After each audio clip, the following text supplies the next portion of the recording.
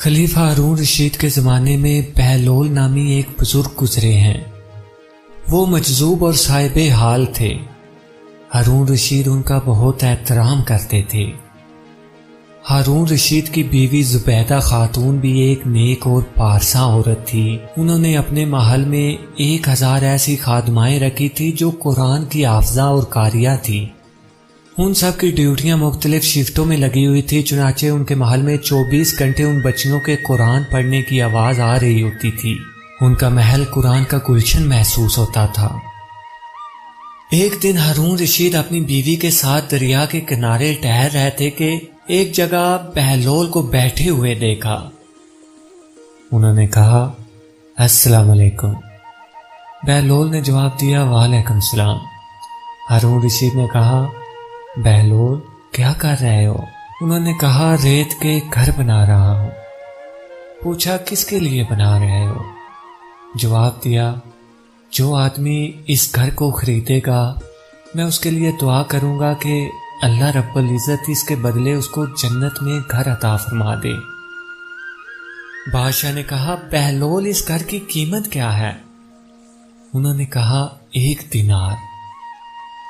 ہارون رشید نے سمجھا کہ یہ دیوانے کی پڑ ہے، لہذا وہ آگے چلے گئے۔ ان کے پیچھے زبیدہ خاتون آئی اور انہوں نے بہلول کو سلام کیا اور پوچھا، بہلول یہ آپ کیا کر رہے ہیں؟ انہوں نے جواب دیا کہ میں ریت کے گھر بنا رہا ہوں۔ پوچھا، کس کے لیے بنا رہے ہیں؟ بہلول نے کہا، جو اس گھر کو خریدے گا میں اس کے لیے دعا کروں گا کہ یا اللہ اس کے بدلے اس کو جنت میں گھر عطا فرما دے۔ زبیدہ خاتون نے پوچھا، بہلول اس گھر کی قیمت کیا ہے؟ بہلول نے کہا، 1 دینار۔ تو زبیدہ خاتون نے 1 دینار نکال کر ان کو دیا اور کہا، میرے لیے دعا کر دینا۔ وہ دعا لے کر چلی گئیں۔ رات کو جب ہارون رشید سوئے تو انہوں نے خواب میں جنت کے مناظر دیکھے۔ آبشار مرغزارے اور پھل پھول دیکھنے کے علاوہ انہوں نے اونچے اونچے خوبصورت محلات بھی دیکھے۔ ایک سرخ یاقوت کے بنے ہوئے محل پر انہوں نے زبیدہ کا نام لکھا ہوا دیکھا۔ ہارون رشید نے سوچا کہ یہ تو میری بیوی کا گھر ہے، کیوں نہ میں اندر جا کے دیکھوں۔ وہ محل میں داخل ہونے کے لیے جیسے ہی دروازے پر پہنچے تو ایک دربان نے ان کو روک لیا۔ ہارون رشید کہنے لگے، اس پر تو میری بیوی کا نام لکھا ہوا ہے، اس لیے مجھے اندر جانا ہے۔ دربان نے کہا، نہیں، یہاں کا دستور الگ ہے، جس کا نام لکھا ہوتا ہے اس کو ہی اندر جانے کی اجازت ہوتی ہے، کسی اور کو نہیں، لہذا آپ اندر نہیں جا سکتے۔ جب دربان نے ہارون رشید کو پیچھے ہٹایا تو ان کی آنکھ کھل گئی۔ بیدار ہونے پر فوراً خیال آیا کہ مجھے تو لگتا ہے کہ بہلول کی دعا زبیدہ کے حق میں اللہ رب العزت نے قبول فرمائی ہے۔